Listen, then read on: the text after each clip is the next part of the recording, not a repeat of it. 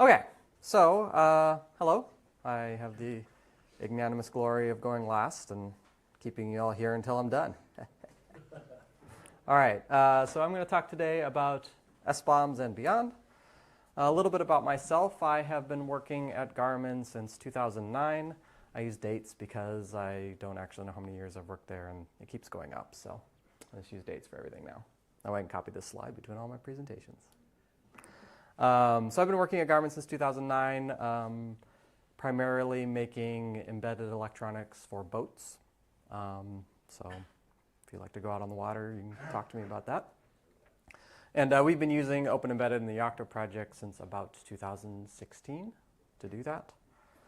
I am a member of the OpenEmbedded Technical Steering Committee. I also am involved on the SPDX technical team, and there's all the different ways you can contact me if you would like. I have a lot of opinions, but they are all my own. And another SPDX talk. Haven't you given this before? And yes, I have given a lot of talks about SPDX. You can find all the older ones at this link here. I have a nice YouTube playlist if you really want to learn a lot more about SPDX and SPDX3. Particularly, this talk is not focused on how to enable and configure SPDX in Yocto. I have given that talk before last year at this event. It is in that playlist if you want to learn more about how to do that, or you can contact me on IRC. So I'm taking a little bit of a different approach to this one. So kind of my plan is I'm going to talk about why SBoMs are important, just as sort of to lay the groundwork. We're going to briefly cover the current support for SBoMs and OpenEmbedded. And then we're going to kind of go into what we're doing well with SBoMs and then areas for improvement. And when I mean areas for improvement, it's not, oh my goodness, we need to fix this right away. It's just things that, you know, could be improved or maybe aren't ideal. And I think talking about these things is helpful because it kind of helps explain some of the design decisions that went into the SPDX support that we have in Yocto, and that's why I like to talk about them. And you don't kind of get that when it's just like set this variable to enable pretty JSON output and stuff like that. So a little bit different format for this talk. And then hopefully there'll be time for discussions, or you can all hustle out of the room as quickly as you need. So, all right, so we will start with some groundwork. So why are software bill of materials important? Other than that the CRA says I must have this thing called an SBoM. So the primary idea here is that we want to be able to trace deliverables back to the source code that we used to build them. So when we're doing embedded, we start off with some pile of source code, and we have some piece of hardware. And we go through some sort of process that, you know, can vary from person to person or whatever you're making. And the idea is we transform that source code into something that can be utilized on that hardware, and then we put whatever we came up with onto our widget and profit, right? It's great. Colloquially, we call this the software supply chain, right? This is how we got our software from source to our widget. There's a lot of analogies in a software supply chain to a physical supply chain, and there's a lot of things that are very different and unique to software. So the question that, you know, gets asked is, where did the software that's in our widget come from? I have the widget, what's in here?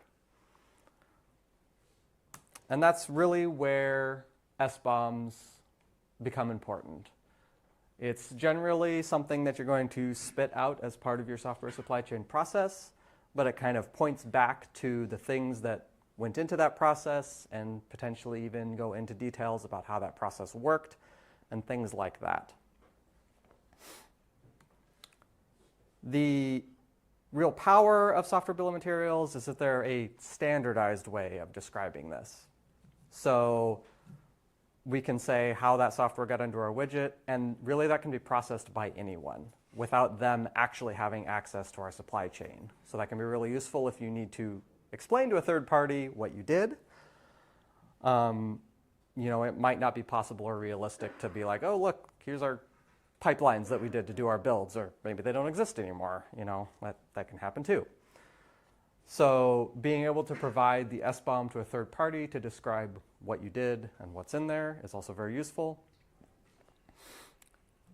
even in the case if your widget is 100% open source software and all the source code is publicly available for anyone to use, SBoMs can still be quite useful because they're a pretty good way of distilling what happened in your build without necessarily having to dig through, oh, this make file, and I'm looking at all this YAML code and all this stuff. It's a very succinct way, relatively speaking, and standardized way of describing what happened.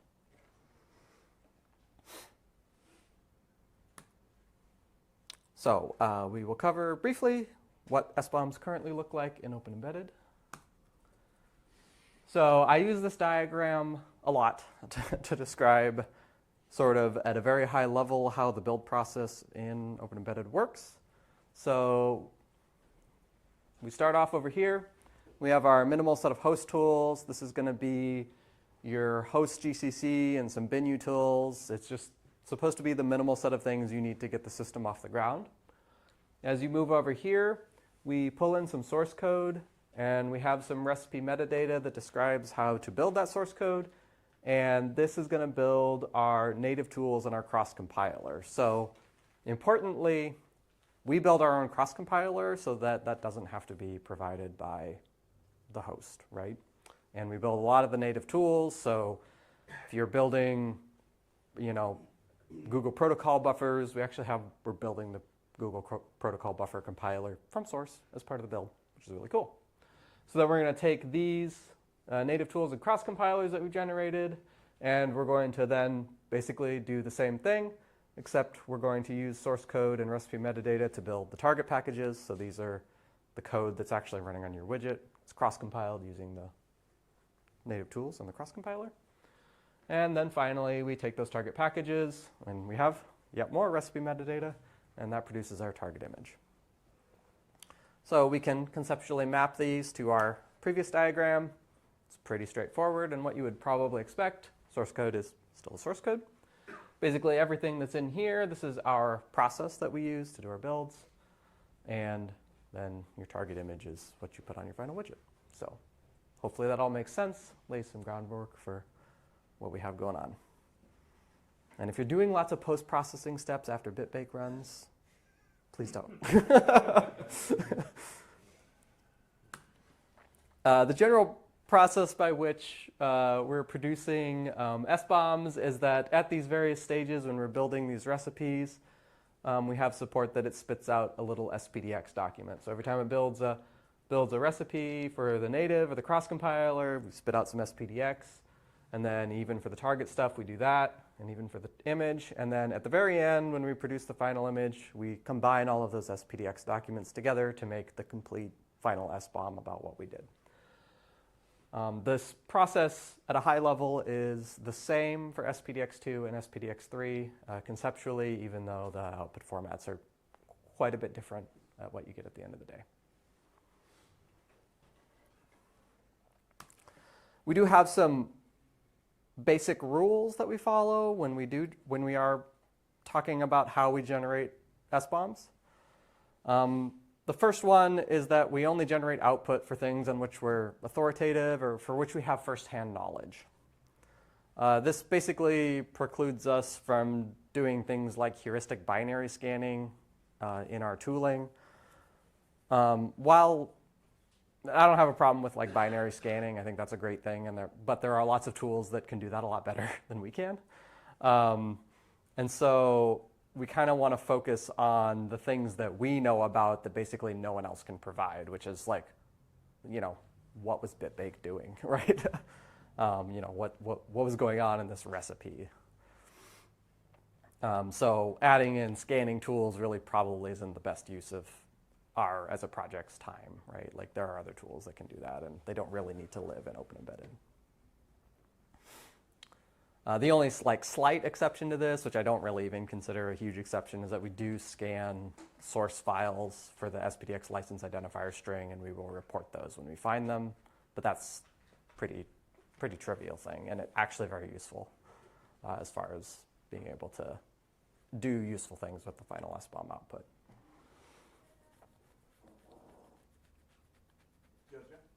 Can the scanning tell when the recipe metadata doesn't match the source file?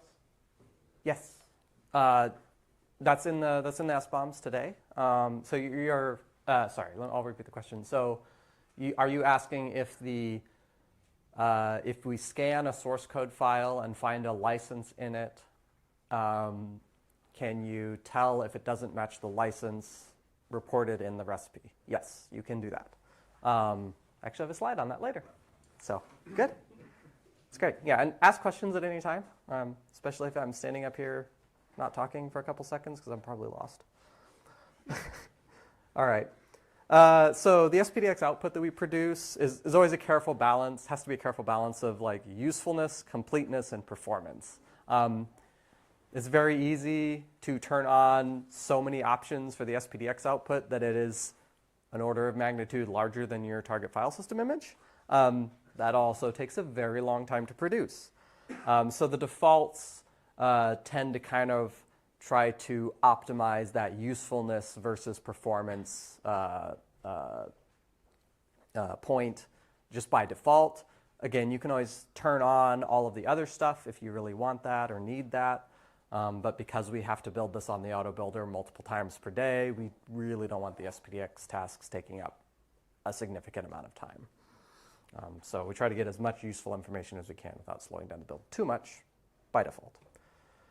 And then finally, there are several SPDX features that necessarily generate non-reproducible output, such as at what time was this thing built, or what user did this build. Those are just by definition not reproducible, right? And because of the reproducibility goals of the project, those are just off by default. You can turn them on. And again, if you care about that stuff and want to track that, please do so.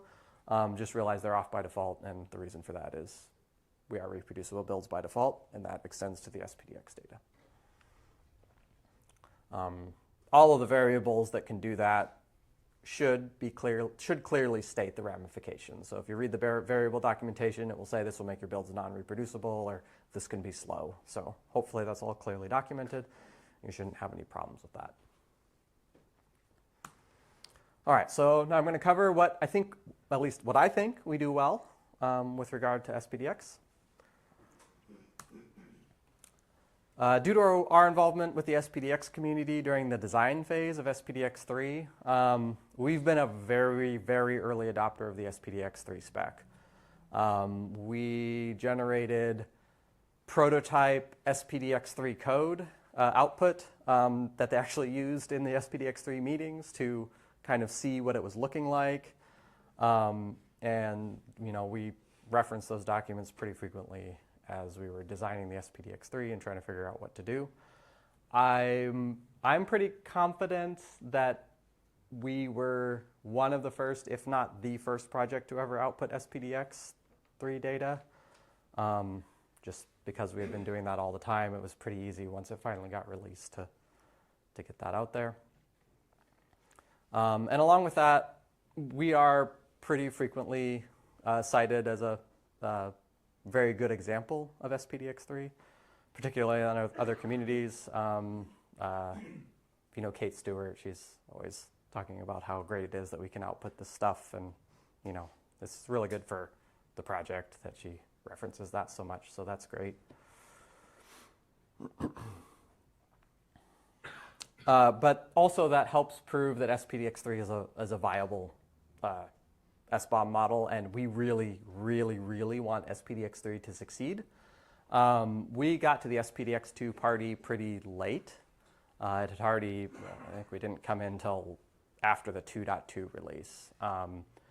And while the 2.2 SBoMs are fine and you can do a lot of things with them, being able to be involved in the SPDX3 design process meant that SPDX3 fits our use cases significantly better than SPDX2 does. So we really, really would like SPDX3 to become a very popular thing that people use, just because it fits our use cases so much better with being able to describe how build pipelines are done and all sorts of other useful pieces of information. In addition to that, and somewhat related, we are capable of producing very comprehensive output. This covers a lot of possible SBoM use cases, and this basically stems from the fact that BitBake basically had all of this data anyway. We're just sort of dumping it into a JSON file that says what we did. And it needs that data in order to build the recipes successfully in the first place.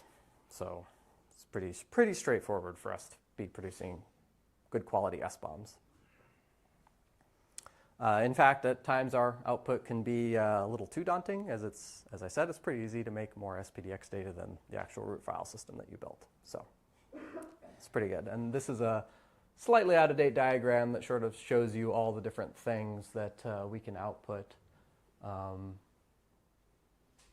I probably need to update it, but yeah, I've got a better one later that we can look at if you're interested. Related to that extreme output, one of the reasons that we have so much is because of how extensive our dependency tracking is. As an example, you can find a file in your root file system, and you can really easily trace that back to the runtime package that provided that, and any other files that might have been in that package. You can very easily find the runtime dependencies of that package, right? So you can find all of the different runtime dependencies of that. You can trace that back to the recipe that built that package. You can find all the build time dependencies of that target package. You can even go one step further and trace that back to the compiler that was used to compile that package at build time and any other native recipes. So our supply chain story is excellent. It's very good. We can describe all of this stuff, and that's pretty awesome. So it's great having a really good supply chain story. And then another one that I'm sure someone has probably figured out how to do this, but it's actually not that hard for us, is tracking static libraries. So static libraries can be a problem when they're linked into into applications, because once you link in the static library, there can be little to no indication that that static library is actually in the executable, because it basically disappears. There's no like dynamic libraries. There's a link in the ELF header that says this is a dynamic library I use. So that one's pretty straightforward. Static libraries is just code, especially if you're cross-compiling them from source. You know, it could be really hard to heuristically find that type of thing in there. So that makes it really easy for static libraries to hide from the software supply chain, which is not a great thing. Most of the time, however, and not 100% of the time, but most of the time we can actually figure this stuff out. And the reason that we can do that is because when we're compiling the application, you have to have specified the static library as a dependency. Because of the sandboxing we do, it's not just going to show up without you specifying it as a build time dependency. So we have the static library, which almost assuredly we compiled, not in all cases, but we compiled that. And as a matter of course, we compile everything with debug information. So there should be debug information for the static library. And then when that gets linked into the final application, that debug information is going to be there. And the SPDX code will trace that back to the static library and say this was a build time dependency of this thing. So not only do you get the build time dependency just saying the recipe build time depended on this other recipe, we also track the application and say this application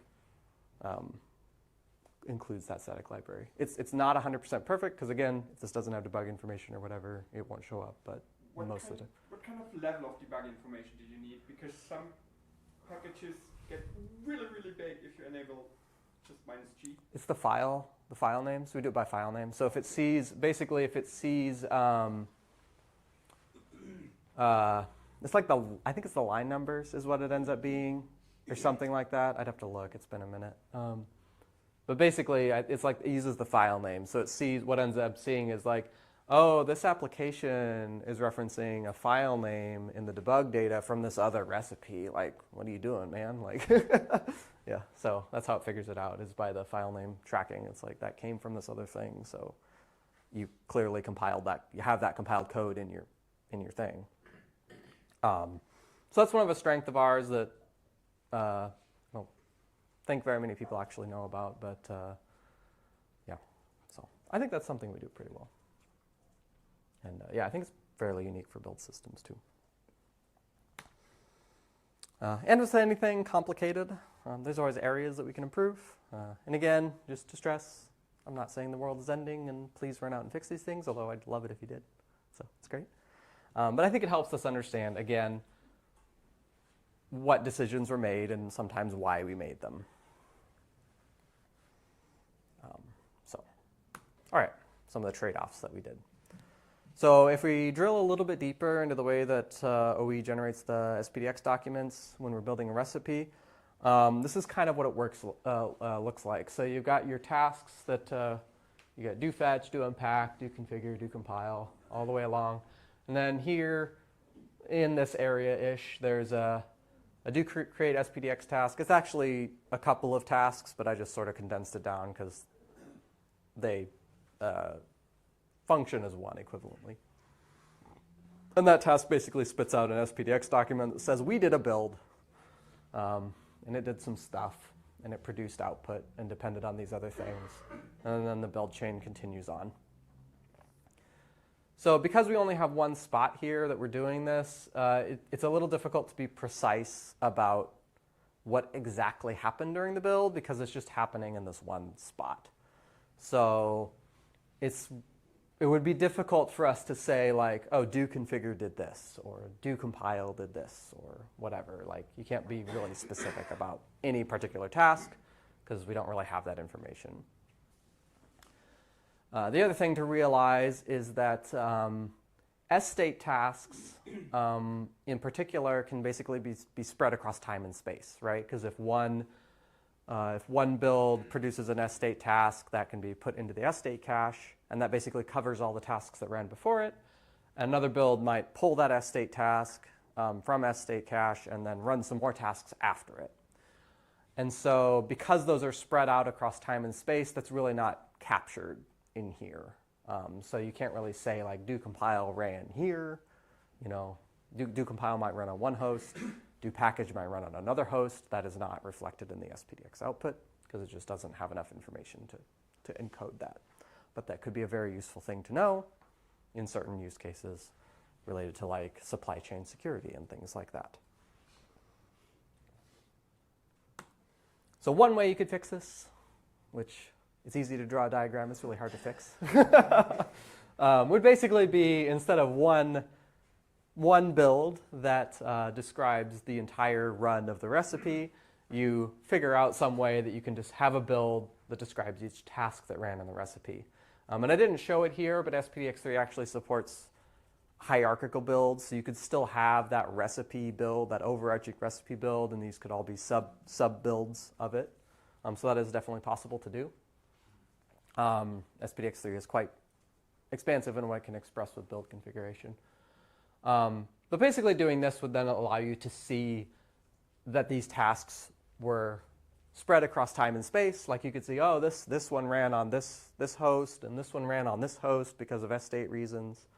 And also you can be a lot more specific about what each task is doing. So you can say, oh, do configure, you know, potentially even down to the level of like do configure copied this file from here to here and things like that. So you can really trace files through the build process with much higher precision than what we have today.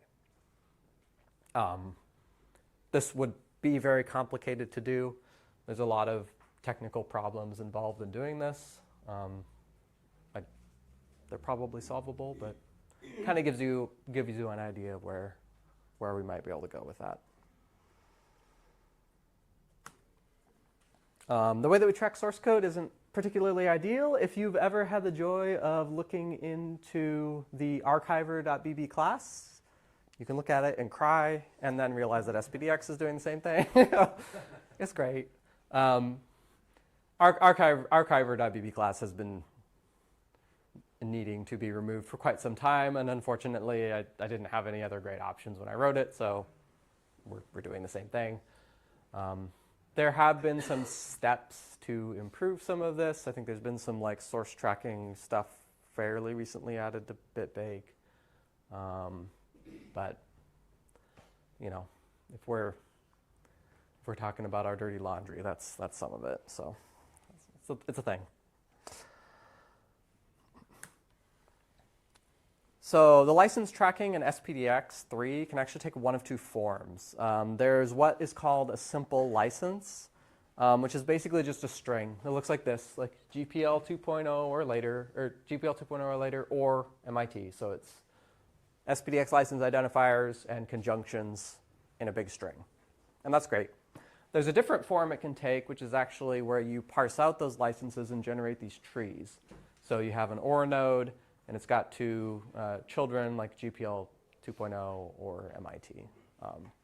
Currently, we are just doing this form, and the algorithm that does it is not smart. It basically just replaces ampersand in the license field with and, the pipe with or, because the ampersand and or are the OpenEmbedded license string format. And then it also replaces any license name with the corresponding SPDX name based on a big lookup table. And that's basically it. It does not validate that that license string makes any sense whatsoever. And then, yeah, we're just blindly copying the SPDX license identifier from the source files. So we could switch to this expanded form like this, where we basically parse out those licenses into the syntax tree and express that in the SPDX. You could also do that with third-party tools after the fact. Those should exist. I've definitely seen ones that can just take an arbitrary string and split it apart. Due to how new SPDX 3 is, I haven't seen one that can do that for like an SPDX 3 document, but it shouldn't be that hard.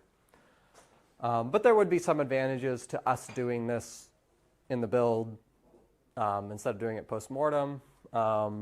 We could validate the semantic meanings of license. I don't remember who said that, but you could validate the semantic meaning of licenses more easily. So this would be the kind of thing like if it was GPL2 or MIT and the file just said MIT, you could be like, well, that's okay because it's or, right? So that kind of thing could help you out with that sort of evaluations. We could detect license string errors much earlier in the build and fail or whatever it is that we would need to do, fail or warn or whatever, if we're parsing them out. So that could be another useful thing that we could do.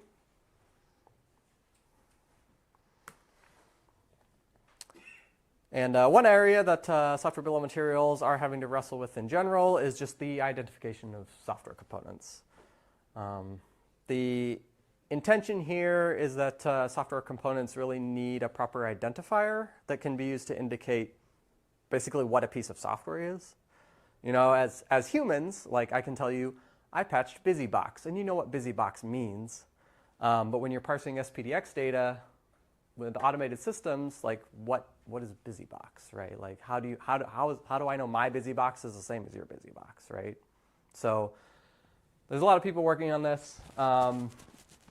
As with many things, there are multiple solutions. I'm not sure if it currently looks like Perl is sort of the one that seems to be winning. A lot of Perl won't work.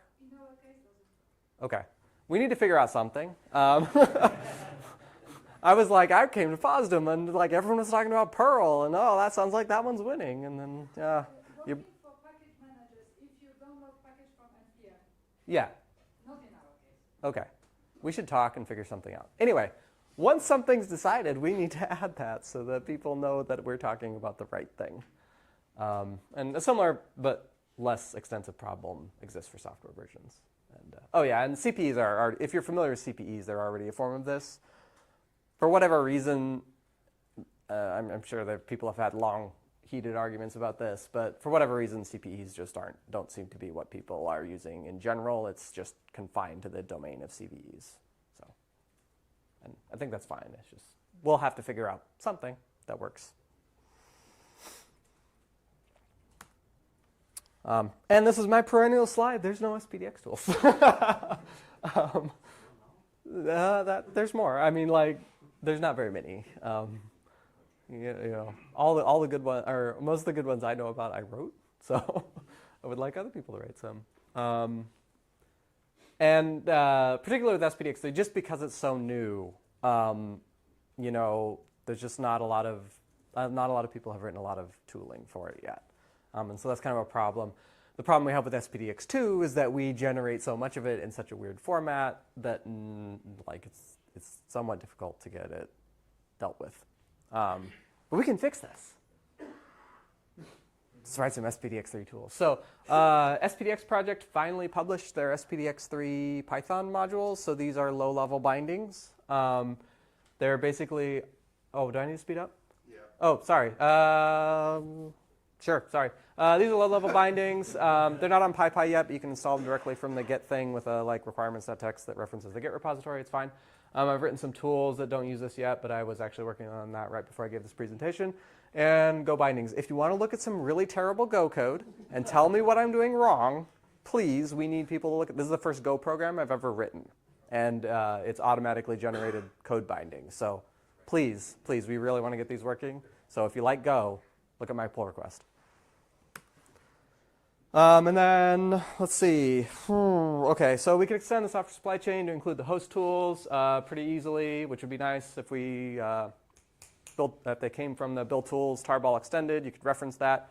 That would extend your software supply chain. I've talked about that in some of my other talks about how you could root that in a like a air-gapped builder and then trace all your builds back to that. That'd be pretty cool.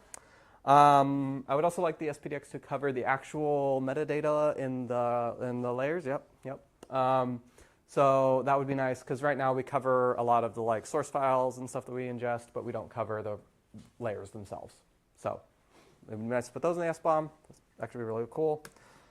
This one's been asked for a little bit, which is the ability to embed the SBoM in the rootfs itself, so you could like host it with a web server. This is actually really complicated because we can do that with package licenses because they're put on after the packages are installed, but the SBoM is generated after the target image is complete because it has a checksum of the image. So maybe, don't know. And then SBoMs for the deliverables, we do root file systems really well. It'd be great if we could do like other deliverables in deployder, like the kernel and things like that. And then related to that would be the ability to pull SBoMs from one multi-config into another. And yeah, are there more places? Marta left right before the slide bit.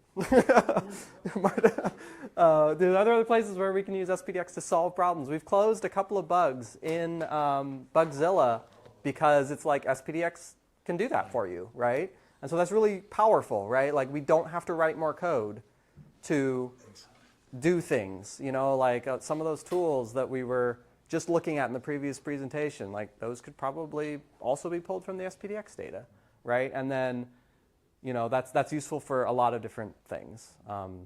So the big one I know about would be like postmortem CVE checking, which would be great. And then, you know, if there's any, like, is there little things we can add to the SPDX data that would make it even more useful? So the one I actually just recently, SPDX didn't support it, but I recently added a pull request to SPDX to add file size. Because someone was asking, can I get the file size, or can I get the size of all the files in the image? No, because SPDX didn't have a field for it. It will in the next SPDX release, and then we can do that pretty easily. So you won't even need extra metadata. You can just say, how big are all the files in the file system from the SPDX data? And that's it. That's all I got. So we're still missing SPDX update after installing a binary package, right? Sorry, what? When we install a binary package, we'd like to update the complete SPDX of the system, right? Yeah, I forgot to add a slide for that. It would actually be really nice someday when the entire world is running SPDX3. It would be really nice to allow upstreams to provide an SPDX document that we link into our document. And SPDX3 fully supports that, and it would be great. But basically, the idea would be then it would be binary, it could be a source SPDX, it could be a lot of different things, and you just link into it, and it shows up in your final SBoM. So yeah, that would be really helpful. Does anyone else have anything related to SPDX? Yes? No. If I'm requested to deliver an SBoM in Cyclone DX from a Yocto build, Yeah. What should I say? Find a good converter. Okay. Do they exist? That should, yeah. I know Okay. there's like But not- ProtoBOM would be the one to look at. ProtoBOM is waiting on our Go bindings. We need the Go bindings for SPDX3, and then ProtoBOM will support SPDX3. But ProtoBOM is probably the thing you would want to use. Not ProtoBOM's like the library. There are tools that consume ProtoBOM, but yeah. There is a Meta Cyclone DX layer somewhere. There is, yes, Yes, there is a Meta Cyclone DX layer somewhere. yes. I know.